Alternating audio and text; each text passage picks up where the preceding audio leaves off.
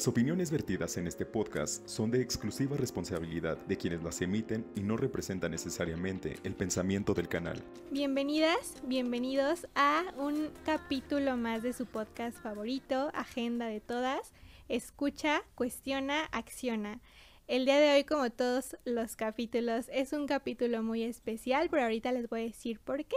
Primeramente, es el primer capítulo del 2025, estamos muy emocionadas y justamente el tema de hoy trata un poco de eso, pero además estamos nuevamente con Fer. Hace un montón que no grabábamos juntas, entonces extrañaba mucho esto y estoy muy emocionada porque siempre son muy especiales y aprendemos mucho la una de la otra en los capítulos en los que grabamos juntas. Entonces, ¿cómo estás, Fer? ¿De qué vamos a hablar el día de hoy?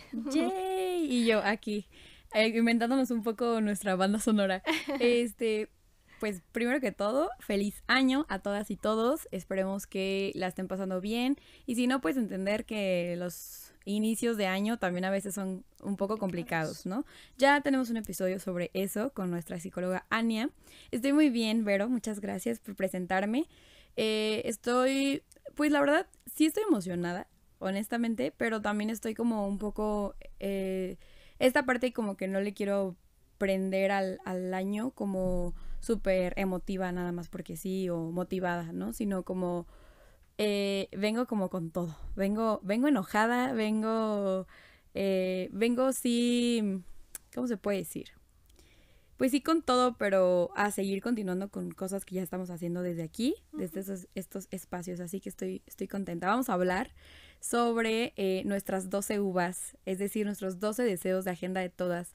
Y les digo que vengo como un poco enojada porque justamente venía viendo las noticias. Sabemos que este es su podcast favorito porque también, además de traer invitadas muy especiales y también de estar platicando contigo de muchos temas muy importantes, precisamente damos noticias relevantes. Entonces venía escuchando el tema de un feminicidio que acaba de suceder hace 2 días. Entonces como que vengo muy enojada y justamente ay, ¿por qué hacemos lo que hacemos?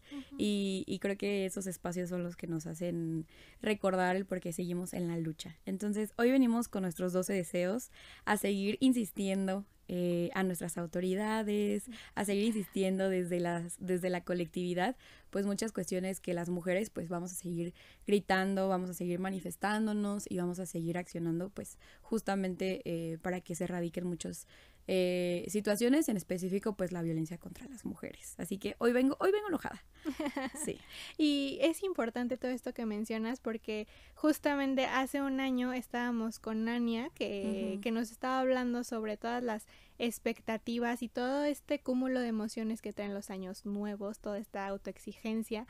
Entonces aprendimos, como siempre aprendemos, la importancia de abrazar nuestras emociones, la importancia de que no porque inicie el año todo tiene que ser bonito y perfecto, sino que se puede ir construyendo poco a poco y que como seres humanos y como mujeres tenemos emociones y son igual de válidas todas, no somos como la comercialización o como el marketing a veces nos quiere vender de si somos mujeres estamos felices siempre, somos amorosas siempre vamos a estar sonriendo y siempre vamos a ser amables, ¿no? Somos personas, somos humanas y es importante abrazar todo esto. Entonces, pues vamos a comenzar con los deseos. Así es. Vamos a ir uno por uno. Los deseos que yo traigo, déjenme platicarles que son deseos como muy realistas.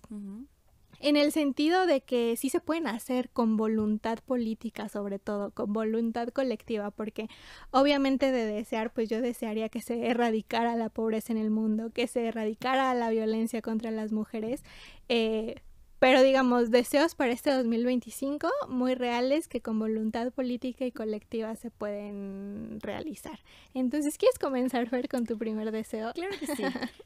Pues justo viene de esto, ¿no? Como de la importancia de seguir respaldando ciertas acciones de carácter política. Es decir, ahora que tenemos una presidenta mujer, evidentemente es menester como apoyarla en ese sentido porque creo que va a entender mucho las luchas que no solamente las mujeres sino como algunos personas como ella, que también viene siendo como luchadora social, yo quiero pensar que tenemos muchísima esperanza este año para que se puedan concretar proyectos que ya venía hablando, ¿no? Desde el tema, desde tiempos electorales, desde campaña, cuáles son las programas o cuáles son los proyectos que ella va a encaminar o va a impulsar y va a hacer que abra como más el presupuesto, ¿no? Para que estas políticas se lleven a cabo y pues puedan ser o para erradicar una problemática como es el tema de la seguridad, que entiendo que tuvo hace poquito esta reunión con todos los alcaldes de todo el país y como con los gobernadores, y en ese sentido metió temas muy interesantes y quiero hacer como esta pausa de que no es que sea la más fan de nuestra presidenta, pero sí creo que tenemos que aplaudir ese tipo de acciones en las cuales creo que hay mucha muy buena voluntad en muy poco tiempo, ¿no? Es decir, reconozco que ella esté reconociendo, valga la redundancia, la importancia que es el tema de la seguridad, es el tema de las mujeres, ¿no? Como todos estos nuevos programas ya van a ser también para las mujeres, entonces creo que vamos a seguir viendo noticias muy desgarradoras como lo que les acabo de contar, y eso es solamente como la punta del iceberg para ver el por qué sí le va a prestar atención a ciertos programas, ¿no? O a estas cosas. Entonces, mi deseo como tal es que haya un presupuesto fijo para atender las problemáticas tan importantes como en el estado de Michoacán. El estado de Michoacán tiene mucho ese tema del tema de la seguridad, el tema de la prevención de las violencias contra las mujeres, y a mí me parece importante decir que vamos a seguir exigiendo desde las colectivas feministas y desde las mujeres que tenemos alguna incidencia pues pública o política, pues que exista también presupuesto para los refugios municipales, para los refugios estatales, para toda esta cuestión de las mujeres. Y estaba viendo como en la mañanera que justo le preguntaron que si iba a haber como mayor, pues sí, presupuesto a estos programas, y pues justo, o sea, sí, es por eso que ya el Instituto Nacional de las Mujeres ya no es instituto, ya es una secretaría de las mujeres, ¿no? Entonces, vengo también de una capacitación y vengo como que con estas ideas frescas de saber que haciendo sinergia justo con los actores políticos y que se necesitan tener como este lado de la agenda de las mujeres, de esta agenda de todas, a la cual yo vengo con ese deseo, que haya muchísimo más presupuesto para atender estas problemáticas, no solo el tema de los casos de feminicidio, sino también programas que fortalezcan el empoderamiento económico de las mujeres, que exista también presupuesto para el tema de la salud sexual y reproductiva de las mismas, que viene spoiler, otro deseo, aquí a nivel local. Entonces, ese es mi primer deseo, que haya muchísimo, o sea, en pocas palabras, mucho más varo para atender verdaderamente la agenda de las mujeres y sobre todo la agenda de las mujeres mexicanas, porque si bien estamos hablando de ¿cómo dicen? Como este tema del... tiene un nombre, humanismo mexicano, pues las mujeres también estamos de acuerdo en el humanismo mexicano y las mexicanas vamos a seguir pues pidiendo que exista este presupuesto. Me encanta tu deseo y específicamente el punto de los refugios municipales, porque creo que es un tema que tiene muchísimo que estar en el ojo público, tanto por cuestión de presupuesto como por cuestión de número de refugios municipales, que realmente es sumamente limitado para la cantidad de violencia y la cantidad de mujeres que necesitan este tipo de respaldo. Así es. Mi primer deseo es con lo que yo estuve molestando todo el 2024, todo el 2023 y voy a seguir molestando hasta que pase, que es un congreso verdaderamente transparente y colaborativo, específicamente que las iniciativas de ley que se presenten sean públicas para toda la ciudadanía. Uy, muy buena. Y Congreso local, @Congreso Beach.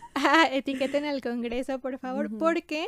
en primer lugar, la página del Congreso, la página oficial del Congreso, pues habla mucho del gobierno abierto, pero las iniciativas de ley, pues resulta que nos las tienen que andar pasando clandestinamente porque no son públicas, cuando deberíamos todas las mujeres y todas las personas conocerlas, incluso desde antes de que se presenten, haciendo un pequeño ejercicio de política comparada en algunos otros países. No me gusta tanto comparar con otros países, pero en esta cuestión se puede, creo, que hablan de gobierno abierto, incluso las iniciativas son públicas antes de que se presenten y tienen una plataforma para que la ciudadanía les pueda abonar a esas iniciativas. O sea, las iniciativas no están completas hasta que la ciudadanía entra y dice, bueno, yo estoy en este contexto del que habla la iniciativa y creo que le hace falta esto. Entonces, ya sí, eso es mucho pedir, que no lo creo. Sí, mi primer deseo sería que las iniciativas que presenten las y los diputados sean públicas para toda la ciudadanía, y públicas no en el sentido de se va a presentar una iniciativa de este tema, sino esta es la iniciativa que se va a presentar, o sea, completa. Entonces, ese sería mi primer deseo. Es muy buen deseo, porque me trajo muchos recuerdos de Vietnam. Sobre todo, o sea, vuelta a lo mismo en el tema de las mujeres, muchas veces se aprueba, se reforma o hay algún tema que es derogar, ¿no? Alguna iniciativa, alguna ley, lo que sea. Y yo me acuerdo mucho que cuando estábamos haciendo el tema, cuando estaban haciendo justo hasta incluso esta reforma para que pudieran tener un parlamento de mujeres, pues muchas mujeres jóvenes estábamos como muy insistentes en que pues se abriera esa convocatoria para más mujeres, porque en su momento solo lo hicieron como para mujeres mayores de tal, ¿no? Como 35 años o así. Entonces, ya después como que esa reforma que sí se pudo realizar hasta, o sea, a partir de los 18 creo que ahorita está, de hecho está vigente, pero si se quieren meter, aquí tenemos una gran parlamentaria, entonces hagan ese tipo de ejercicios para que podamos conocer de qué va nuestros poderes, 100% recomendado. Yo no me he metido, no pienso hacerlo en este momento, pero me acuerdo mucho que esa fue como una queja colectiva, no solamente de las mujeres, incluso del propio personal, sobre todo porque justo, o sea, no sabían cómo dirigir una convocatoria de un parlamento, el primer parlamento de mujeres. Entonces pues no todos como que tenían conocimiento de la perspectiva de género o cuáles eran las mujeres a las que se le podía estar dirigiendo esta convocatoria, ¿no? Que no se centralizara solamente en la ciudad de Morelia, o sea, algunas cuestiones en las que pues si hubiera a lo mejor un Google Forms o no sé, un formulario, ¿no? Un formulario de Google, no lo voy a decir en inglés. Pues que pudiera tener como estas ideas abiertas. Y luego, o sea, eso es algo muy X, o sea, eso es como un ejemplo muy, muy vago, si podemos decirlo de esa manera. Pero imagínate como iniciativas de ley o reformas importantes, como pues fue el tema de no la ILE completa, porque eso no sucedió, lo que sucedió fue la despenalización, en este caso del aborto aquí en Michoacán, pues a lo mejor y abonar, ¿no? A ese tipo de iniciativas que pudieran ser como pues más interesantes y no solo entendemos que la vía que tenemos nosotras, las y los ciudadanos, pues puede ser a través de o el diputado, ¿no? Que lo está encaminando, lo está encabezando. Pero pues no es lo mismo. Entonces, creo que tener un parlamento abierto también va de eso, tener el tema de la transparencia también va de eso, y también saber desde dónde se está justificando, porque muchas veces lo hemos visto que se aprueban cosas, pero que al final ni siquiera no pueden ser reales en un contexto, por ejemplo, de Michoacán, ¿no? De Morelia. Como el tema, no sé, el maltrato animal, por ejemplo. Obviamente no vamos a hacer el tema de animales exóticos, porque no es que tengamos muchos animales. O sea, ese tipo de situaciones creo que son las que creo yo que va por ahí tu deseo de que lo hacemos en aras de abonar, ¿no? Claro. Entonces, pues sí, eso sería. Mi tercer deseo, vamos de 3 de 12, no sé si llegamos a los 12, porque yo creo que todos tienen que ver. El siguiente para mí sería un presupuesto participativo, justamente. Ya una vez haciéndolo mejor, mesas de trabajo, pero mesas de trabajo reales. Mesas que en realidad se tomen en cuenta a la ciudadanía. Pues de ahí a tener incluso una convocatoria, ¿no? de este presupuesto participativo, a lo mejor en el Congreso local, y que sepamos que a lo mejor una iniciativa que se impulsó y que se trabajó también desde acá, pues pueda ser una realidad, y que después de ahí pues tengamos, ¿no? O sea, ahora sí que con dinero baila el perro. Y yo quiero decirles que ahorita sí, este año, como para el tema de la política pública, es como lo que sé que es importante sacar.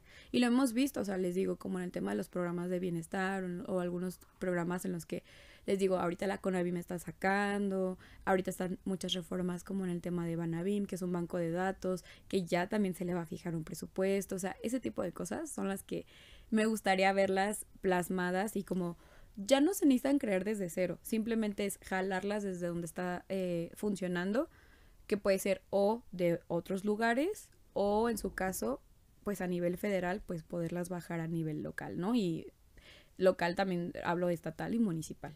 Entonces, pues ese es como mi tercer deseo. Sí. Yo voy a conjuntar aquí 2 deseos porque ahí es que hay mucho de qué hablar y no tenemos tanto tiempo, pero vamos a ahondar un poquito en esto. Mis 2 deseos siguientes tienen que ver, los voy a decir juntos. El primero es la garantía de la ley de menstruación digna para todas las niñas y adolescentes del estado de Michoacán. Y el otro que tiene que ver, que los voy a explicar juntos, es la aprobación de las licencias menstruales en todo el país. Uh-huh. Estos 2 temas tienen que ver y parece un pleonasmo el decir garantía de la ley, pero es que verdaderamente Michoacán fue el primer estado en aprobar la ley de menstruación digna y uno de los puntos principales, como ya hemos hablado, pues es el abastecimiento de productos gratuitos de higiene menstrual en las escuelas públicas de educación básica, lo cual como persona que trabaja en la Secretaría de Educación les puedo decir que no es cierto. Que eso aún no sucede. Que falta mucho para que suceda. Entonces volvemos a lo mismo de siempre. Hay un montón de cosas plasmadas en la ley que me acuerdo mucho de que cuando estaba en la universidad un maestro nos decía, es que de verdad si un meteorito cayera en la Tierra y lo único que quedará, o sea, está un poco extraña la metáfora, ajá, pero si un meteorito cayera en la Tierra y lo único que quedara fuera la Constitución, y viniera un extraterrestre y leyera la Constitución, diría, es que esto era una sociedad perfecta. Uh-huh. Pero no, realmente es muy distinto a veces lo que dice la ley a lo que se garantiza en la vida real. Entonces, mi otro deseo es que se garantice verdaderamente esta ley de menstruación digna, porque hay mucho de qué hablar acerca de la menstruación, sobre todo el cómo perpetúa la desigualdad la menstruación, no, sino el sistema. A las niñas y adolescentes, las desigualdades que esto genera. Entonces, pues esta sería la primera. Y la segunda, la aprobación de las licencias menstruales para las mujeres o para las personas menstruantes, que pues se ha aprobado en otros países. Entonces, es algo muy importante. Y me parece que también estaba leyendo un comentario el otro día que decía que si los hombres menstruaran, esa ley se hubiera aprobado desde hace siglos. Sí, totalmente. Entonces esos serían mis otros 2 deseos que tienen que ver con el mismo tema, pero que de verdad es un tema que estamos intentando que salga del tabú cultural y del tabú social que ha estado ahí permeando históricamente y que creo que hay que hablarlo, pero sobre todo hay que exigirlo porque las mujeres no vamos a seguir haciendo como si no pasara nada esos días del mes ni ninguno. Uh-huh, totalmente, sí, pues justo eso de que si los hombres menstruaran pues ya sería ley, y lo mismo que si los hombres pudieran tener hijos, si pudieran parir, pues ya también sería, el aborto sería ley. Y me da, o sea, como que me puse a pensar cuáles son otros lugares en los que tendrían que tener, o sea, no he leído completo, la verdad, la ley de menstruación digna, pero evidentemente si vamos a hablar de que ya después haya licencias, pues para ausentarnos de los trabajos o este tema de las licencias menstruales, pues ¿quién tiene que ver? Pues obviamente el área de la salud, evidentemente en el Hospital de la Mujer, en los institutos públicos públicos municipales y estatales de salud, pues poder brindar estas licencias, ¿no? Uh-huh. Me quedé pensando porque muchas veces cuando atendemos, en mi trabajo, cuando atendemos como a las mujeres, pues obviamente ellas no cuentan con algún tipo de seguro, algún tipo de ISSSTE, lo que sea, y siempre es como referirlas, ¿no? A que, primero, pues, acreditar que no sean derechohabientes, y segundo, pues, que evidentemente ya después se le pueda dar esa atención. Entonces, pues, ojo ahí también el sistema de salud, porque creo que va de ahí a que tengan esa perspectiva de género, ¿no? Claro. Mi deseo que vamos a irnos bien, o sea, vamos a irnos más feliz, porque yo sé que me veo muy molesta, porque sí sigo muy molesta, porque sí duele el corazón, ¿no? O sea, sí duele el corazón como ver este tipo de noticias, pero quiero darles una buena noticia que yo espero que además de que prendemos veladoras, quiero hacerles la gran noticia y que ustedes puedan como, pues ahora sí que unirse con nosotras a esta lucha, y es decirles que estamos a punto de lograr algo histórico aquí en Michoacán. Y ya para irnos, decirles, estamos a punto de lograr con las defensoras digitales y con muchas grandes aliadas de la causa la primera sentencia de violencia digital en el estado de Michoacán. Acabamos de tener el primer caso judicializado, vamos a tener la primera audiencia de formulación de imputación de este delito sobre pues ataques a la intimidad sexual, ¿no? Entonces mi deseo es que podamos tener una sentencia condenatoria este año para este caso, que si bien sería el primer caso sentenciado condenatorio de violencia digital en todo Michoacán, y no solo todo Michoacán, sino pues en el Bajío, ¿no? Porque hubo en su momento una en Nuevo León, pero al final no hubo justicia, porque al final pues el agresor se salió con las suyas. Y casi diría que es casi la primera sentencia que sentíamos, que podíamos sentir, pues, con la sed de justicia que tenemos, poderla sentir ahora sí como un logro de la lucha de las defensoras digitales y de la ley Olimpia. Así que ese es mi deseo. Y con eso me voy a despedir. No diré más, pero habrá señales. No diré más, pero se vienen cosas muy padres en el tema de la lucha con las defensoras digitales. Ahí también a nivel nacional e internacional. Sí, también vi buenas noticias respecto a ese tema del día de hoy. Entonces ya les estaremos contando en próximos capítulos, pero es un reconocimiento justamente a la lucha histórica que hemos y que han hecho, y que esperemos de verdad que exista justicia, porque siempre creo que hay un caso de justicia entre tantos casos de impunidad. Sí. Creo que eso nos alimenta como un poquito el corazón y nos da ganas de seguir luchando. Entonces recordamos al final por qué hacemos todo esto, y si no es así, vamos a seguir luchando de todas formas, pero de verdad hagamos changuitos y prendamos velas, como dices tú, para que haya justicia. Y reconocer a las víctimas, porque al final nosotras solo acompañamos, y no digo que lo demeritemos, pero si bien es cierto, pues nuestro cuestionamiento con esta situación es pues que nadie se lo vaya a adjudicar, ¿no? Sí. Esto no es un logro solamente pues de algunas personas o quienes estamos acompañando ese proceso desde muchos meses atrás. Es gracias única y exclusivamente a la resiliencia que las mujeres tienen. En ese sentido, pues reconozco profundamente, que no puedo decir todavía su nombre, pero reconozco profundamente a mi querida M, vamos a ponerle M, que ha sido una mujer muy chingona y muy resiliente en este caso, que sería, les digo, el primer caso sentenciado condenatorio de la ley Olimpia en Michoacán. Muy bien, vamos a estar al pendiente y por supuesto apoyando mucho la causa, porque cuando hay justicia para una, creo que también hay justicia para todas. Entonces, bueno. El próximo deseo, el siguiente deseo, yo es algo que tengo que decir, de verdad, y que creo que deberíamos tener un capítulo exclusivamente sobre esto, porque es un tema que me enoja mucho. Y mi otro deseo es la eliminación de la prisión preventiva oficiosa en México. Por favor. Excepto para estos casos de violencia, ¿ok? Sí. Pero estos feminicidios en potencia, por favor. Pero a veces hay feminicidas en potencia en la calle y otras personas justo que se les fabricaron delitos y que tienen 15 años sin sentencia están en... Así es, recordemos que hay más de 100,000 personas privadas de su libertad sin una sentencia en México. Exactamente.